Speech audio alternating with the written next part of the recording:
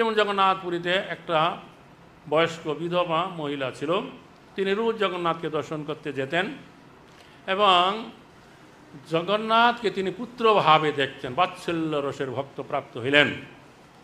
এবং তিনি দেখতে দেখতে তিনি এই চিন্তা করলেন যে জগন্নাথের প্রতিদিন এত রাশি রাশি অন্ন ব্যঞ্জন পিঠাপানা ভোগ হয়, নিশ্চয়ই জগন্নাথের কি হয়, পেটের পীড়া হয়ে যায়। বাৎসল্য ভাবত, তাই তিনি চিন্তা করলেন জগন্নাথের যাতে করে পেটের পীড়া না হয় তার কোনো একটা ব্যবস্থা করতে হবে। তখন তিনি কী করলেন, তারপর থেকে যে নিম গাছ আছে, নিম গাছের নিম পাতা সংগ্রহ করলেন এবং তা ভালো করে ধুলাবালি ছাড়াই জলে ধুইলেন, তারপরে শিল নোড়ায় বাটলেন, বেটে সেই যে জগন্নাথের নিম পাতা, বাটা নিম পাতা, তা কলা পাতায় পেঁচিয়ে নিভন্ত আগুনে তিনি পোড়ালেন।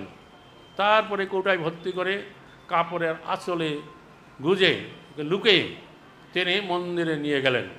তো জগন্নাথ মন্দিরের নিয়ম আছে যে যা কিছু জগন্নাথকে ভোগ লাগানো হবে, মন্দিরের ভিতরে যে জগন্নাথের জন্য রন্ধনশালা আছে তার ভিতরে যা তৈরি হবে সেটাই জগন্নাথকে ভোগ দেওয়া যাবে। বাইরে থেকে তৈরি করা কোনো খাবার ভিতরে নিয়ে ভোগ দেওয়া যাবে না। তাই ওই বুড়িমা কী করতো, লুকিয়ে নিয়ে যেত।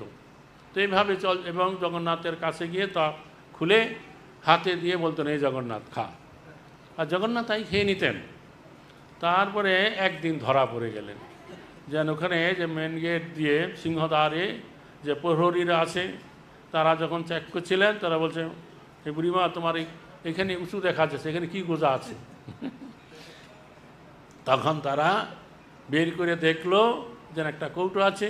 বলছে এগুলা কি? বলছে আমার একটা ছেলে আছে ভিতরে, ওকে আমি এটা রোজ খাওয়াই, ও যদি এটা না খাবে ওর পেটের পীড়া হবে। তখন বলছে না, এই সমস্ত জগন্নাথ মন্দিরের ভিতরে নেওয়া চলবে না। তারা আর নিতে দিল না। সেই দিন জগন্নাথ আর ওই বুড়ির দেওয়া নিমপাতা বাটা খেতে পারলেন না।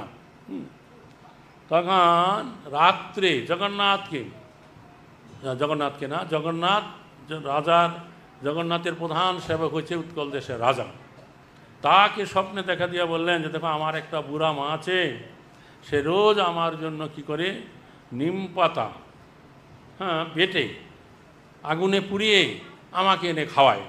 আজ তোমার প্রহরীরা তাকে ঢুকতে দেয় নাই, আজ তাই আমি নিম পাতা খেতে পাই নাই, আমার আজকে পেটের পীড়া হয়ে গেছে। এই রকম স্বপ্ন রাজা দেখে ঘুম ভেঙে গেল। তিনি তো অবাক হয়ে গেলেন, তাড়াতাড়ি খোঁজ নিলেন যে কারা এইরকম করে তা ওই বুড়িমাকে নিম পাতা নিতে দেয় নাই, সেই বুড়িমাটাকে কোথায় আছে। তাকে অনুসন্ধান করে সেই বুড়িমার সন্ধান পেলেন। তখন থেকে রাজা ঠিক করলেন যে জগন্নাথের প্রতিদিন যে মধ্যাহ্নকালীন সময় ভোগ হবে, তারপরে এইরকম করে নিম পাতা তুলে ভালো করে জল দিয়ে ধৌত করে ধুলাবালি ছাড়িয়ে তাকে কি করা হবে, বাটা হবে, বেটে হবে। তারপরে তার নিভন্ত আগুনে কলা পাতা পেঁচিয়ে পুড়াইয়ে জগন্নাথকে ভোগ দিতে হবে। তো সেই থেকে ওই পোড়া নিম পাতা এরকমভাবে ভোগ দেওয়া চালু হয়ে গেল। হরে কৃষ্ণ। তারপরে আবার একবার দক্ষিণ ভারত থেকে একজন লোক এসেছিল জগন্নাথপুরীতে, একবার সপরিবারে, তার স্ত্রী পুত্র কন্যা সবাইকে নিয়ে এসে জগন্নাথের এই যে সেবা পূজা, জগন্নাথ দর্শন করে তার খুব ভালো লেগে গেল।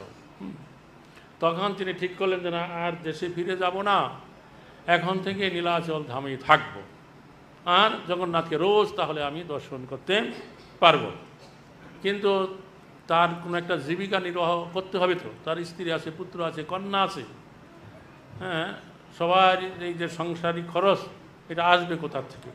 তখন তিনি চিন্তা করে জগন্নাথের সিংহদ্বারের সম্মুখে একটু জায়গা নিয়ে সেখানে একটা পানের দোকান দিলেন, পানের খিলি তৈরি করে যাত্রীগণের কাছে বিক্রি করতেন। এইভাবে দিন যায়। তারপরে কী হয়েছিল, সে জাসপুর থেকে একজন উদাসীন ব্যক্তি, মধ্যবয়স্ক উদাসীন ব্যক্তি, তিনি তার সংসার সমস্ত কিছু পরিত্যাগ করে নীলাচল ধামে চলে এসেছেন। সবসময় জগন্নাথকে দর্শন করেন, অনেক রাত অবধি মন্দিরে থাকেন। তো এইভাবে যখন দিন যায়, তখন এক মধ্যরাত্রে সেই যে যাজপুর থেকে আসা ভক্ত তিনি দেখলেন যে মন্দির থেকে দুইটা ছেলে, একজন একটা কালো আর একটা গোরা, একবার ধুতি জামা কাপড় উত্তরী গায়ে দেওয়া, তারা কি করে ওই পান দোকানির দোকানে যায়। তারা যখন ফিরে মন্দিরে আবার যায়, তখন পান খেলে পরে যেমন লোকের মুখটা লাল হয়ে যায়, ওদের মুখটা এরকম এরকম পরপর 2-3 দিন দেখলেন। তখন তার দৃঢ় বিশ্বাস হলো নিশ্চয়ই জগন্নাথ এবং বলরাম ওই পান দোকানির দোকানে গিয়ে পান খেয়ে আবার মন্দিরে ফিরে যায়। তখন তিনি সেই যে পান দোকানিকে গিয়ে জিজ্ঞাসা করলেন যে আমি দেখছি গত 2-3 দিন ধরে দুইটা ছোট্ট ছেলে তোমার দোকানে আসে এবং তোমার দোকান থেকে পান খেয়ে ওরা চলে যায়। তো ওরা যে পান খেতে আসে তোমার দোকান থেকে, ওরা কি কোনো পয়সা কড়ি দেয়? তখন সে পান দোকানি বলছে যে দেখুন, ওই দুইটা ছেলে দেখতে এত সুন্দর, আমার কাছে এসে যখন পান চায়, আমি যখন পানের খিলি তৈরি করে ওদের হাতে দেই, আমার হাত থেকে ওরা সেই পানের খিলি নিয়ে মুখে দিয়ে এমন করে চিপে খায়, আমার এত ভালো লাগে যে আমি ওদের কাছে আর পয়সা চাইতে পারি না। তখন বলছে না না না, দেখো তোমার সংসার আছে, স্ত্রী পুত্র পরিবারজন আছে, তুমি কয়দিন এইরকম করে বিনা পয়সায় আর পান দিতে পারবে? আজ যদি ওরা আসে তুমি ওদের কাছে পয়সা চাইবে, কেমন? বলছে আচ্ছা ঠিক আছে। তো সেই দিন রাত্রে যখন কৃষ্ণ বলরাম এসেছে এবং পান দোকানের কাছে এসে পান চাইছে, তো সেই ভক্তের শিখান অনুসারে সেই দোকানদার বলছে তোমরা তো গত কয়েকদিন থেকে আমার কাছ থেকে এসে পান নিয়ে খাও, কিন্তু কোনো পয়সা করি তো দেও না। আমি রোজ রোজ কয়দিন তোমাদের বিনা পয়সায় আমি পান দিতে পারি, তোমরা কি পয়সাপাতি কিছু এনেছ? তখন ওরা বলছে যে না না, আমার তো পয়সাপাতি আনি নাই, তুমি আজকে আমাদেরকে পান দাও, কালকে আমি তোমাদের জন্য আমরা পয়সা নিয়ে আসবো। তখন পান দোকানি বলছে কালকে যদি তোমরা না আসো তাইলে কি হবে? তো আমি কি করে পান দিতে পারি? তাই তোমরা একটা কাজ করো, তোমাদের কাছে যা কিছু আসে কিছু বন্ধক রাখো আমার কাছে, কালকে এসে যখন পান খাবে পয়সা দেবে, তখন আমি সেই বস্তুটা ফিরিয়ে দেব। তখন ওরা বলছে ঠিক আছে, আমাদের কাছে যে গলবস্ত্র আছে গলবস্ত্র 2টা রাখো, পান দাও। তখন গলবস্ত্র 2টা রেখে ওরা পান খেয়ে সেখান থেকে চলে গেছে। তো তারপরে যখন শেষ রাত্রে জগন্নাথকে জাগানো হবে এবং মঙ্গল আরতি হবে, তখন পূজারীরা দেখছে জগন্নাথ বলদেবের গলবস্ত্র 2টা নাই। কি হলো? তারা খোঁজ করছে, এখানে তো আর কেউ আসে না পূজারীরা ছাড়া। রাজার কাছে খবর চলে গেছে, রাজা তো রেগে গেছে যে নিশ্চয়ই তোমরাই কোনো কিছু করেছো, নাইলে জগন্নাথের বলরামের এই গলবস্ত্র কোথায় যেতে পারে। তারা খোঁজ করতেছে, কিছুতেই খুঁজে পায় না। তখন রাজাও পথে নেমে পড়েছে। তখন সেই যে যাজপুর থেকে আসা ভক্তটা, সে তখন রাজার কাছে বলছে মহারাজ, এর একটা রহস্য আছে। ওই পান দোকানির কাছে গিয়ে জগন্নাথ বলদেব পান খায়, নিশ্চয়ই পান দোকানির কাছে জগন্নাথ বলদেব ওই পান ওই গলবস্ত্র রেখে বন্ধক রেখে পান খেয়ে চলে গেছে। তখন রাজা ওই লোকটাকে নিয়ে পান দোকানির কাছে গেছে, গিয়ে তখন ওই ভক্তরা জিজ্ঞাসা করছে কালকে ওরা এসেছিল? বলছে হ্যাঁ। বলে ওরা পয়সাপাতি আনে নাই, আমার কাছে ওদের গলবস্ত্র রেখে পান খেয়ে চলে গেছে। রাজা তখন ভাই তোমার গলবস্ত্র 2টা বের করো। যেই না বের করেছে দেখছে তো জগন্নাথ বলরামের গলবস্ত্র। তখন থেকে রাজা নিয়ম করলেন যে জগন্নাথ এরকম পান খেতে ভালোবাসে, পান খাওয়ার জন্য মন্দির থেকে বেরিয়ে পান দোকানির কাছে গিয়ে পান খায়, এখন থেকে জগন্নাথকে প্রতিবার যতবার ভোগ লাগবে পানের খিলি তৈরি করে জগন্নাথকে ভোগ দেওয়া হবে। বুঝতে পারছো? এবং তখন যেহেতু ওই পান দোকানির দোকান থেকে জগন্নাথ বলরাম পান খেয়েছিল, তাই রাজা নির্ধারণ করে দিলেন ওই দোকান থেকেই পানের খিলি তৈরি করে আনা হবে, সে পানের খিলি সরবরাহ করবেই। বোঝা গেছে? এই যে ঘটনাটা, এটা কয়েকশো বছর আগে হয়েছে। এখনও সেই পান দোকানটা আছে, তার বংশধররা সেই পান দোকান চালায় এবং তার বংশধররাই জগন্নাথকে প্রতিদিন যতবার ভোগ হয় পানের খিলি তৈরি করে সরবরাহ করে থাকে। হরে কৃষ্ণ। তো যাই হোক, তো জগন্নাথের এমনি আছে, জগন্নাথ বলে দিয়েছে কীভাবে তার সেবা পূজা হবে, এবং যখন কোনো ভক্ত এসে কোনো কিছু এরকম সেবা করতে ইচ্ছা করেছেন সেই সেবাও চালু হয়েছে। এবং সেই সত্য যুগে যেই সমস্ত কুম্ভকারেরা তারা মাটির পাত্র তৈরি করে সরবরাহ করতেন, জগন্নাথে কিন্তু এই স্টিলের হাঁড়ি, তামা পিতলের হাঁড়ি, খন্তা ব্যবহার হয় না।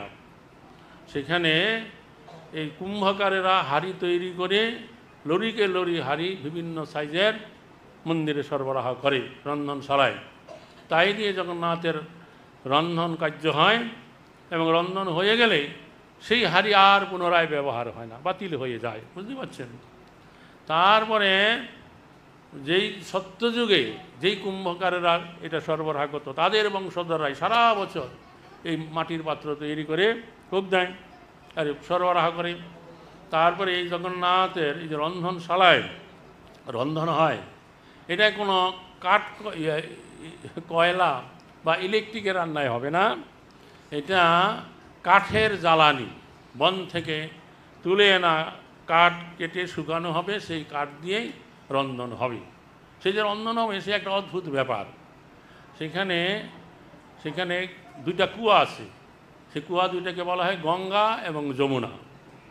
সকালবেলা যত জল লাগবে, যাদের উপর দায়িত্ব আছে শুধু ওই জল তোলা, দড়ি বালতি দিয়ে সেই জল তুলবে।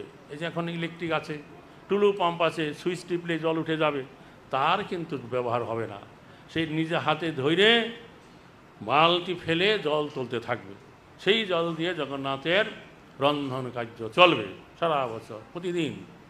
তারপরে যা এই যে অনেক রকম বাজারে তো এখন নানা রকমের কি আছে, সবজি না মশলা আছে, গুঁড়া মশলা, মাতাজিরে আর শিলনোড়া বেটে আর রান্না করতে হয়, মশলা বাটতে হয় না।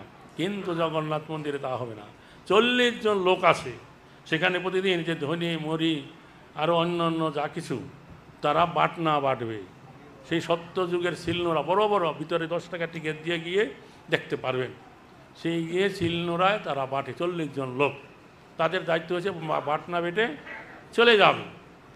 আর সত্যযুগে যেই সমস্ত শাকসবজি আমাদের দেশে ছিল, যা দিয়ে জগন্নাথের ভোগ রান্না হতো, তাই দিয়ে হবে। পরবর্তীকালে আমাদের দেশে বিদেশ থেকে যেই সমস্ত শাকসবজি প্রবেশ করেছে, সেই সমস্ত শাকসবজি ব্যবহার হয় না বা হবে না। কীরকম, যে ফুলকপি, বাঁধাকপি, গোল আলু, টমেটো এবং এই লঙ্কা, বুঝতে পারছেন, এগুলো আমাদের দেশে ছিল না, পরে বিদেশ থেকে ঢুকেছে। তাই এই সমস্ত দ্রব্যাদি দিয়ে জগন্নাথের রন্ধন কার্যে ব্যবহার হয় না। ঝালের জন্য কি করা হতো, আদা, গোলমরিচ এবং চই ঝাল, চই ঝাল চেনেন তো? আচ্ছা, চই ঝাল ব্যবহার করা হয়, বুঝতে পারছেন।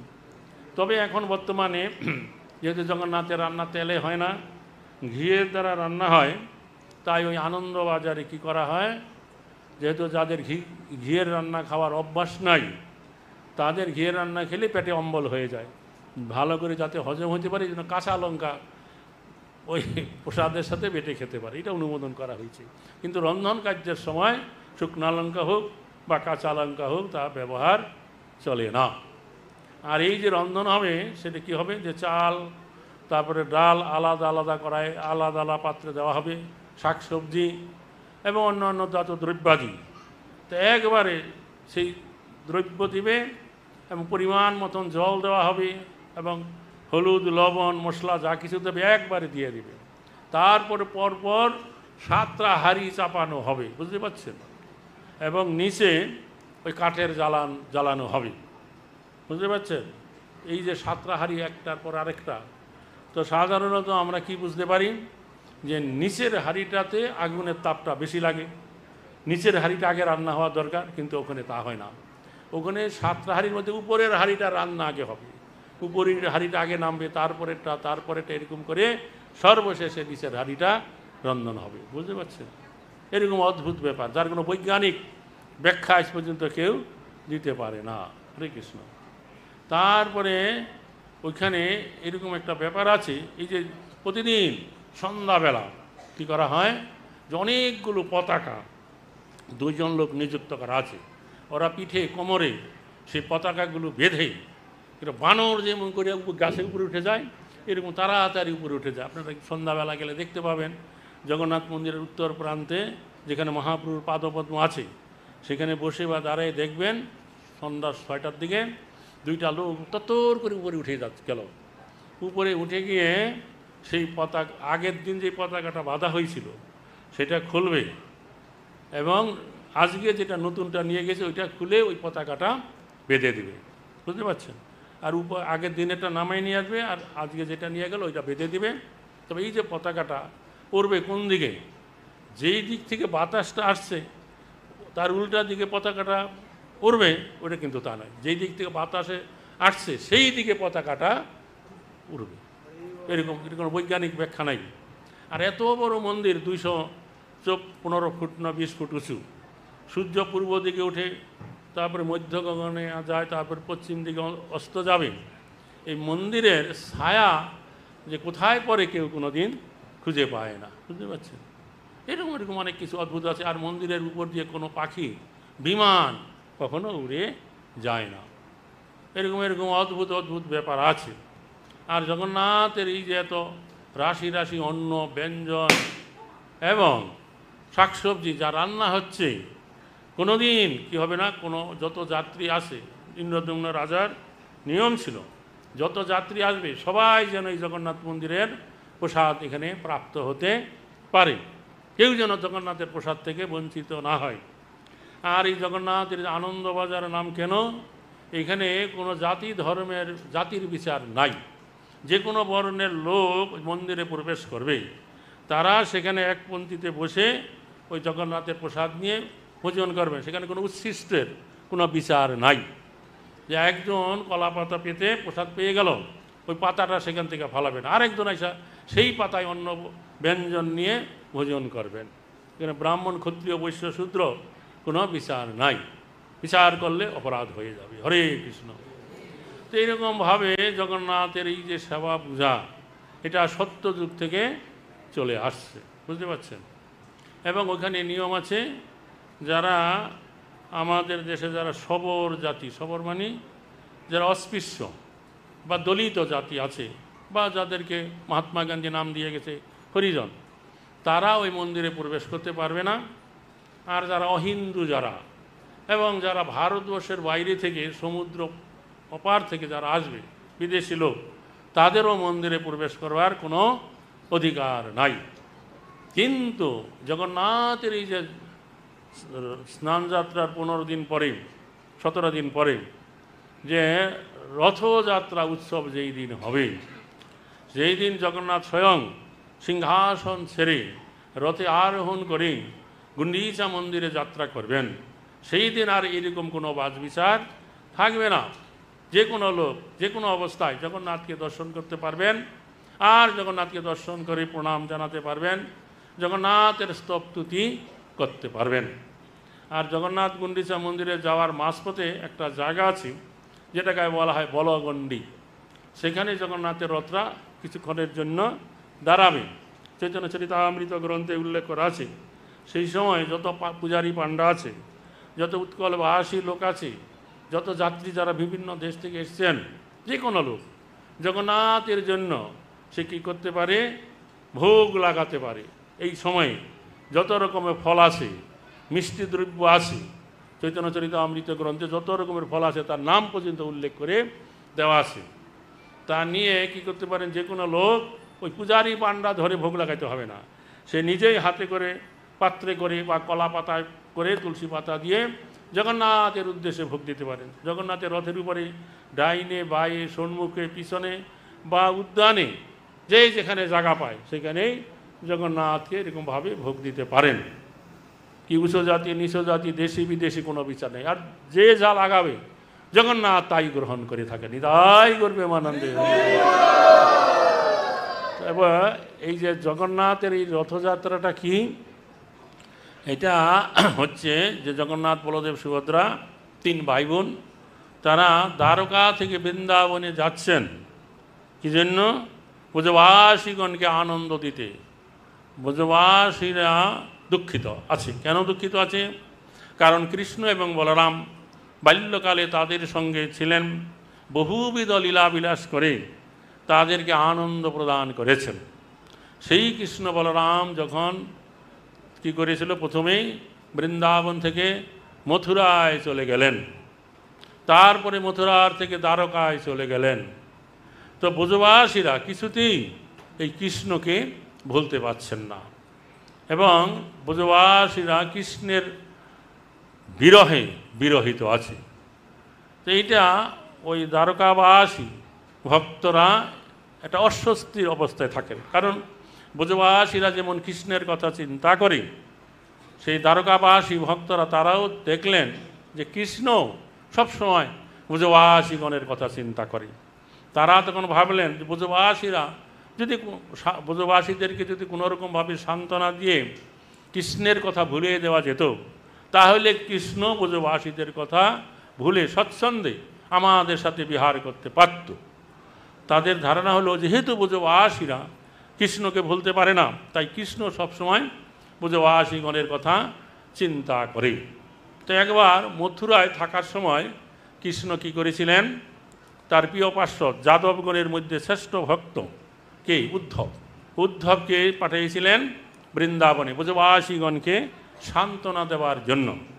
তবে এই যে উদ্ধব, তিনি এত গভীরভাবে কৃষ্ণের কথা চিন্তা করতেন, কৃষ্ণের কথা গভীরভাবে চিন্তা করতে করতে তার গাত্র বর্ণটা কৃষ্ণের গাত্রের বর্ণ মতো হয়ে গিয়েছিল। আর এই উদ্ধব একবার কি করেছিলেন, স্বর্গলোকে গিয়ে দেবতাদের যে গুরু বৃহস্পতি তার সেবা করে তার কাছ থেকে দীক্ষা মন্ত্র পেয়ে গেছেন এবং প্রচণ্ড জ্ঞানের ভাণ্ডারের অধিকারী। তখন কৃষ্ণ কি করেছিলেন যে উদ্ধব, তুমি বৃন্দাবনে যাও, ব্রজভূমিতে যাও, আমার যে সমস্ত ভক্তগণ আছে তারা আমার বিরহে কাতর, তারা যাতে করে আমার বিরহে কাতরতা না থেকেই স্বচ্ছন্দে জীবনযাপন করতে পারে, তুমি তার জ্ঞানের দ্বারা তাদের সেই শিক্ষা দিয়ে আসো। তখন উদ্ধব তার গুরুজন ব্যক্তিদের কাছ থেকে আশীর্বাদ নিয়ে কৃষ্ণ উদ্ধবের বৃন্দাবনে যাবে সুন্দর একটা রথ তৈরি করলেন, এবং উদ্ধব কৃষ্ণকে কী করলেন, তার নিজের গাত্র বস্ত্র উদ্ধবকে পরিয়ে দিলেন, যেন উদ্ধবকে দেখেই ব্রজবাসীরা মনে করতে পারে স্বয়ং কৃষ্ণ তাদের কাছে চলে আসছে। সেইভাবে উদ্ধব কী করলেন, সেই রথে আরোহণ করে মাথায় শিরস্থানে পাগড়ি বেঁধে কৃষ্ণের পোশাক পরে পাদুকা পরিধান করে যখন তিনি ব্রজভূমি বৃন্দাবনে গেলেন নন্দগ্রামে, তখন সমস্ত ব্রজবাসীরা ছুটে এলো, তাদের জ্ঞান হলো যে স্বয়ং কৃষ্ণ তাদের কাছে চলে আসছে। তারা যখন রথের নিকটে এলেন, দেখলেন কৃষ্ণ আসে নাই, কৃষ্ণের কোনো প্রিয়জন এসেছে, এই জন্য তাদেরকে সান্ত্বনা দিতে। তখন সেই উদ্ধব বৃন্দাবনে কয়েক মাস অবস্থান করে তার এই যে পঞ্চরসের ভক্ত আছে, শান্ত দাস্য সখ্য বাৎসল্য মধুর আশ্রিত ভক্ত, তাদের সাথে মিলিত হলেন, তার জ্ঞানের দ্বারা তাদেরকে প্রবোধ দিতে চেষ্টা করলেন। কিন্তু উদ্ধব বুঝতে পারলেন এই ব্রজবাসীদের কৃষ্ণের প্রতি যে এত গভীর প্রেম আছে, সেইখানে তার এই জ্ঞানের ভাণ্ডার সম্পূর্ণ পরাভূত, তার কোনো সাধ্য নাই এই ব্রজবাসীগণকে কোনো সান্ত্বনা দিতে পারে।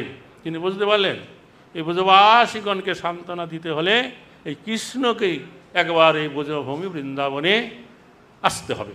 তখন তিনি বৃন্দাবনে 84 ক্রোশে ভ্রমণ করলেন। কৃষ্ণ যেই যেই গোষ্ঠীতে গরুচরণ করত সেখানে গেলেন, এবং তিনি বুঝতে পারলেন এই ব্রজভূমির যত জলাশয় আছে এমন কোনো জলাশয় নাই যেখানে কৃষ্ণ অবগাহন করে নাই, এমন কোনো বৃক্ষ নাই যে বৃক্ষের তলে কৃষ্ণ দাঁড়ায় নাই, আর এমন কোনো ফলবান বৃক্ষ নাই যেই ফল কৃষ্ণ আস্বাদন করে নাই। এরকমভাবে তিনি একে একে দাস্য সখ্য বাৎসল্য মধুর রসাশ্রিত ভক্তগণের সাথে মিলিত হয়ে তিনি বুঝতে পারলেন আমার এই জ্ঞানের ভাণ্ডার, এই ব্রজবাসীগণের কৃষ্ণের প্রতি যে প্রেম আছে তা সম্পূর্ণ পরাভূত। এইভাবে তিনি মথুরায় ফিরে গেলেন। ফিরে গিয়ে কৃষ্ণের সাথে সাক্ষাৎ করলেন এবং বললেন, হে কৃষ্ণ, তোমার ইচ্ছা অনুসারে আমি ব্রজভূমি বৃন্দাবনে গিয়েছি এবং আমার জ্ঞানের দ্বারা ব্রজবাসীগণকে সান্ত্বনা দিতে চেষ্টা করছি, তবে আমি সম্পূর্ণ ব্যর্থ হয়েছি।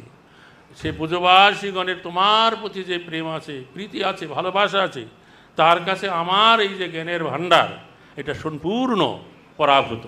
ব্রজবাসীগণকে সান্ত্বনা দেওয়ার জন্য তোমাকে একবার ব্রজভূমি বৃন্দাবনে যেতে হবে। তারপরে আরেকবার কৃষ্ণ কী করেছিলেন, বলরামকে তিনি বৃন্দাবনে পাঠিয়েছিলেন ব্রজবাসীগণকে সান্ত্বনা দিতে। বলরাম চৈত্র এবং বৈশাখ 2 মাস এই ব্রজভূমি বৃন্দাবনে অবস্থান করে সমস্ত ভক্তগণের সাথে মিলিত হয়ে নানা প্রকারভাবে তিনি সান্ত্বনা দিতে চেষ্টা করলেন। যখন বলরাম বুঝতে পারলেন যে আমারও সাধ্য নাই এই ব্রজবাসীগণকে কী করা, সান্ত্বনা দেওয়া, তখন তাদেরকে বললেন ঠিক আছে আমি এখনই দ্বারকায় যাচ্ছি, দ্বারকায় গিয়ে কৃষ্ণকে কী করব তোমাদের কাছে পাঠিয়ে দেব। এই বলে বলরাম চলে গেলেন। এক্ষণে যখন সেই যে দ্বারকাবাসী ভক্তরা তারা একত্রে মিলিত হয়ে ইষ্টিকুষ্টি করছিলেন যে কী করে এই ব্রজবাসীগণকে সান্ত্বনা দেওয়া যায়, সেখানে দ্বারকাবাসী ভক্তগণের মধ্যে পিতামাতা দেবকী, বসুদেব, রুক্মিণী, সত্যভামা আরও অন্য যত প্রধান প্রধান ভক্ত আছে তারা সকলেই সেখানে উপস্থিত ছিলেন। তো সেইখানে তখন রুক্মিণী এবং সত্যভামা বললেন যে দেখুন এই কৃষ্ণ বলরাম যে শুধু দিনের বেলায় ব্রজবাসীগণের কথা চিন্তা করে তা নয়, যখন রাত্রিতে ঘুমন্ত অবস্থায় আমাদের পাশে থাকে, কখনো কখনো সে শারীর বস্ত্রাঞ্চল ধরে আকর্ষণ করে ললিতা, বিশাখা, রাধিকা নাম ধরে ডাকে, মানে ঘুমন্ত অবস্থায়ও কৃষ্ণ ব্রজবাসীগণের কথা চিন্তা করে থাকে। তখন আলোচনা হচ্ছিল যে কি করা যায়, এই ব্রজবাসীগণকে কি করে সান্ত্বনা দেওয়া যায়। তো কিছুতেই কিছু হচ্ছিল না। তখন কৃষ্ণ উদ্ধবকে বললেন, হে উদ্ধব, তুমি না হয় আরেকবার চেষ্টা করে দেখো, ব্রজভূমি বৃন্দাবনে যাও, ব্রজবাসীগণকে সান্ত্বনা দাও। এই কথা শোনা মাত্র উদ্ধব তার হাত জোর করে ব্রজবাসীগণের উদ্দেশ্যে প্রণাম নিবেদন করে সে বলছে, আমি ব্রজভূমি বৃন্দাবনে যাওয়ার আগে যদি আমি জানতে বা বুঝতে পারতাম ব্রজবাসীগণের তোমার প্রতি কীরকম প্রেম প্রীতি আছে, তাহলে আমি এরকম অহংকারে মত্ত হয়ে পাদুকা পরিধান করে মাথায় পাগড়ি ধারণ করে রথে আরোহণ করে আমি ব্রজভূমি বৃন্দাবনে যেতাম না। ব্রজভূমির প্রান্ত ভূমি থেকেই আমি একবারে ভূমিতে গড়াতে গড়াতে ব্রজভূমি বৃন্দাবনে প্রবেশ করতাম। আমার সাধ্য নাই ব্রজভূমি বৃন্দাবনে গিয়ে তাদের আর কোনো সান্ত্বনা দিতে, তাদেরকে সান্ত্বনা দিতে হলে তোমাকে একবার যেতে হবে, এই কথা আবার বললেন। তখন কৃষ্ণ বলরামকে বললেন, দাদা তুমি না হয় আরেকবার যাও, চেষ্টা করে দেখো। তখন বলরাম বললেন, দেখো আমি একবার গিয়ে 2 মাস তাদেরকে বুঝাইতে চেষ্টা করেছি, কিন্তু কিছুই করতে পারি নাই। তারপর আমি বলে এসেছি আমি দ্বারকায় গিয়েই কৃষ্ণকে তোমাদের কাছে পাঠিয়ে দেবো। তো এইবার গিয়ে আবার আমি কি বলবো, আমার দ্বারা হবে না। তখন কিছুতেই ঠিক হলো না কে যাবে। তখন সুভদ্রা সেখানে বলল, ঠিক আছে তোমরা যখন কেউ যাবে না ব্রজবাসীগণকে সান্ত্বনা দিতে, তাহলে আমি যাব। আমি গিয়ে ব্রজবাসীগণকে নানা রকম কথা বলে সান্ত্বনা দিতে চেষ্টা করব। আমার কথা যদি তারা না শোনে, তাহলে আমি মা যশোদার গলা জড়িয়ে ধরিয়ে তার কোলে আমি বসে পড়ব। এরকমভাবে ঠিক হলো যে সুভদ্রা ব্রজভূমি বৃন্দাবনে যাবে ব্রজবাসীগণকে সান্ত্বনা প্রদান করতে। তখন রথ তৈরি হতে লাগলো। তখন বলরাম চিন্তা করলেন, এটা কি করে হতে পারে যে আমাদের ছোট ভগ্নী একাকী ব্রজবাসীগণকে সান্ত্বনা দিতে ব্রজভূমি বৃন্দাবনে যাবে, এটা হতে পারে না। যখন রথ প্রস্তুত হলো, সুভদ্রা দেবী যখন রথে উঠতে যাবেন, এদিকে বলরামের রথ তার আগেই প্রস্তুত রেডি ছিল।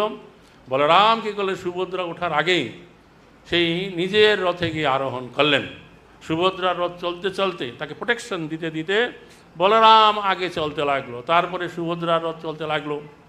তখন কৃষ্ণ দ্বারকাপুরীতে থেকে চিন্তা করলেন যে আমার জ্যেষ্ঠ ভাই বলরাম চলে গেল, ছোট ভগ্নী সুভদ্রা চলে গেল, আর আমি একাকী কী করে এই দ্বারকাপুরীতে থাকতে পারি।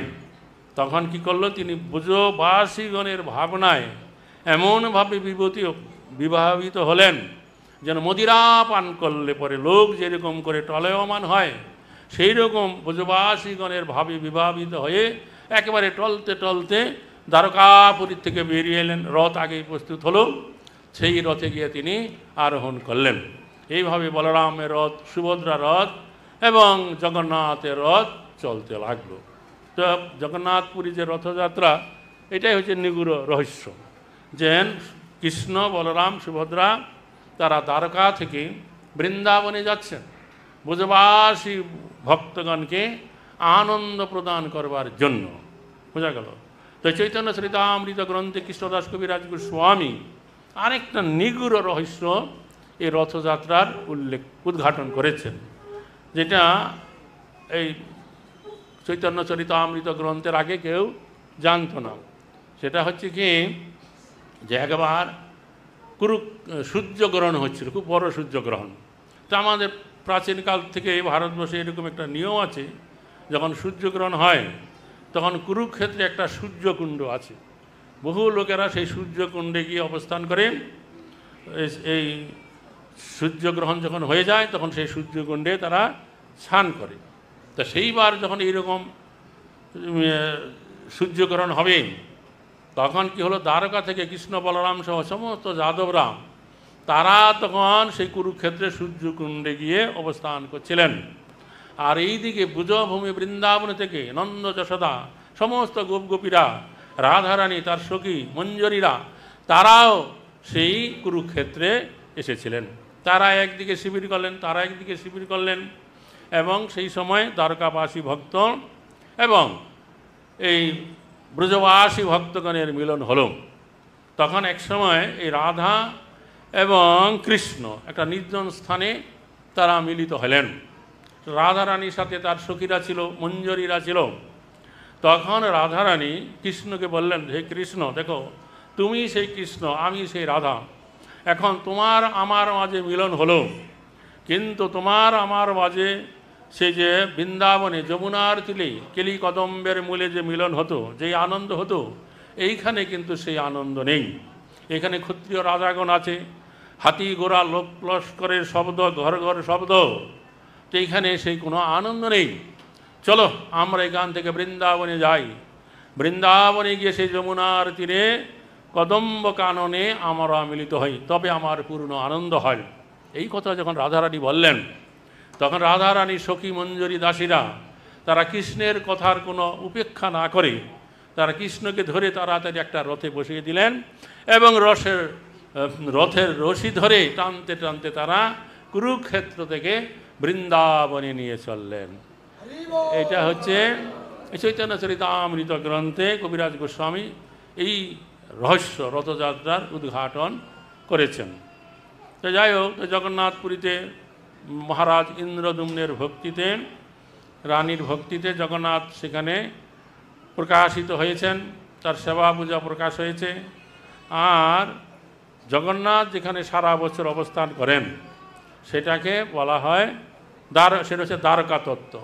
আর রথযাত্রা করে জগন্নাথ যেখানে যান, গুন্ডিচা মন্দির, সেটা হচ্ছে বৃন্দাবন তত্ত্ব, সেটাকে বলা হয় সেটা বলা হয় সুন্দরাচল, যা হচ্ছে কি বৃন্দাবন তত্ত্ব।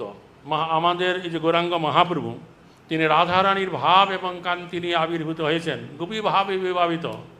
তো মহাপ্রভু যখন মূল মন্দির এই নীলাচলে গিয়ে জগন্নাথকে দর্শন করতেন, তখন তিনি গরুর স্তম্ভের পিছনে দাঁড়িয়ে বাম হাতে দেওয়াল ধরে, তার সেই আঙ্গুলের ছাপ সেখানে এখনও লেগে আছে, গেলে দেখতে পারবেন কেউ যদি দেখায়।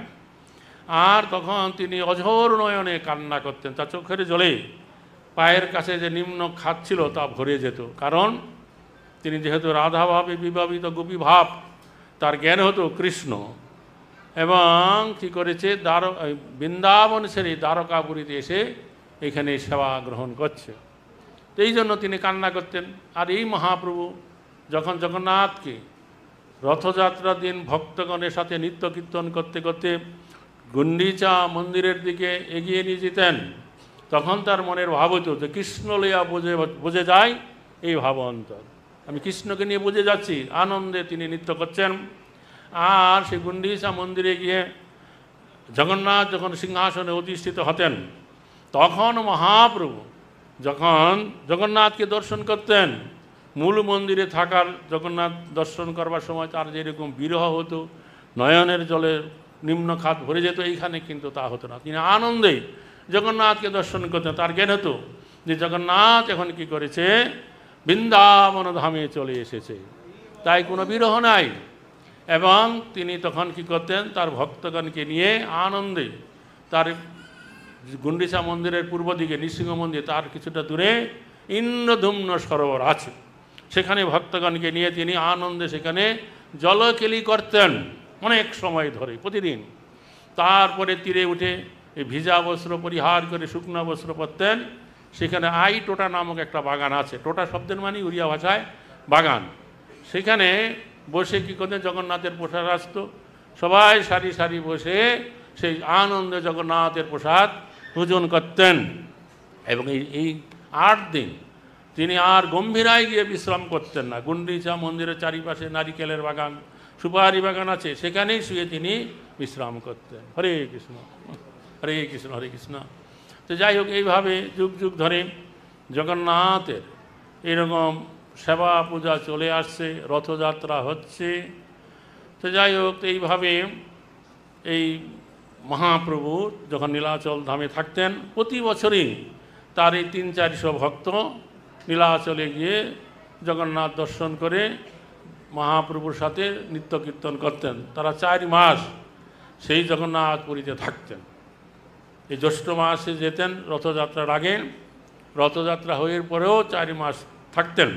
এই সময়ের ভিতরে জগন্নাথের যত উৎসব অনুষ্ঠান হতো, ঝুলন যাত্রা, জন্মাষ্টমী, রাধা অষ্টমী, বিজয়া দশমী এবং উত্থান একাদশী, দ্বাদশী এবং হচ্ছে কি কার্তিকী পূর্ণিমা অতিবাহিত হলে মহাপ্রভু ভক্তগণকে বিদায় দিতেন। এইভাবে ভক্তরা প্রতি বছর যেতেন, আবার ফিরে আসতেন। তারা আমাদের বঙ্গদেশে ফিরে এসে বিভিন্ন ভক্তরা লোক সমাজের কাছে জগন্নাথের এই সেবা পূজার করার কথা এবং রথযাত্রার কথা তারা বর্ণনা করতেন। তখন আমাদের এই বঙ্গদেশে কিছু কিছু ধনাঢ্য ব্যক্তি যারা ছিলেন, জমিদার শ্রেণীর লোক, ধনাঢ্য ব্যক্তি, তারা আমাদের এই বঙ্গদেশে জগন্নাথের মন্দির নির্মাণ করে জগন্নাথের সেবা পূজা প্রকাশ করলেন এবং বঙ্গদেশে এই রথযাত্রার প্রচলন হলো। বুঝা গেল? তারপরে আমাদের এই আন্তর্জাতিক কৃষ্ণ ভাবনামৃত সংঘের প্রতিষ্ঠাতা এবং আচার্য ছিল অভয় শরণারবিন্দ ভক্তি বেদান্ত স্বামী প্রভুপাদ। তিনি প্রাচ্যত দেশে গিয়ে যখন তিনি এই ইস্কন প্রতিষ্ঠা করলেন, বহু জায়গায় রাধা কৃষ্ণ গৌরনিতাই সেবা প্রকাশ করলেন। তো যখন তিনি আমেরিকায় ছিলেন, তখন তার একদম শিষ্যা ভক্ত সে কী করেছিল, একটা ইন্ডিয়ান দোকান থেকে একটা জগন্নাথ মূর্তি কিনে প্রভুপাদের কাছে নিয়ে আসছেন। জানে না কি মূর্তি এটা, এনে বলছেন প্রভুপাদ এটা কি? উঠেই সঙ্গে সঙ্গে প্রভুপাদ তাকে প্রণাম করলেন, বলছে এই হচ্ছে কৃষ্ণের একটা রূপ জগন্নাথ। হ্যাঁ, তখন প্রভুপাদ বললেন তুমি এই যে মূর্তিটাকে এনেছো সেখানে নিচে এরকম আরও 2টা মূর্তি আছে? বলে আছে, তাহলে ওই 2টা কিনে নিয়ে আসো। তখন বলদেব সুভদ্রাকে কিনে আনা হলো। তখন প্রভুপাদ সেই জগন্নাথ বলদেবকে সেখানে অভিষেক করে সেবা প্রকাশ করলেন এবং প্রথম তিনি লন্ডন শহরে এই রথযাত্রার প্রচলন করলেন। এখন সমগ্র পৃথিবীতে বিভিন্ন দেশে বিভিন্ন সময় জগন্নাথের এই রথযাত্রা প্রচলন হয়ে গেছে। হৃদয় গৌর প্রেমানন্দে হরি হরি বল। জয় জগন্নাথ, বলদেব সুভদ্রা জীব কি।